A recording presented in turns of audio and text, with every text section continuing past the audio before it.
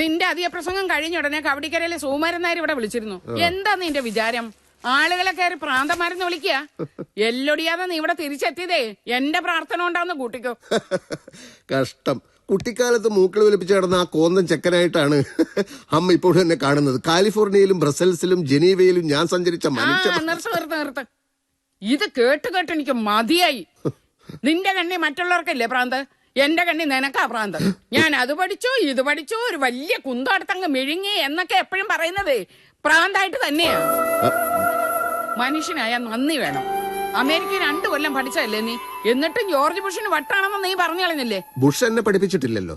എന്നാലും നിനക്ക് ഷെയ്ക്കാൻ്റെ എന്ന ആളല്ലേടാ അയാള്. പാവം മനുഷ്യൻ. അയാൾ ഷെയ്ക്കൻഡ് ചെയ്യുമ്പോൾ ഞാൻ എന്താണ് ചെയ്യുന്നത് നമ്മൾ ശ്രദ്ധിച്ചോ? അയാളുടെ കണ്ണുകളിലേക്ക് ഞാനൊരു ഹിപ്നോട്ടിക് നോട്ടം നോക്കി.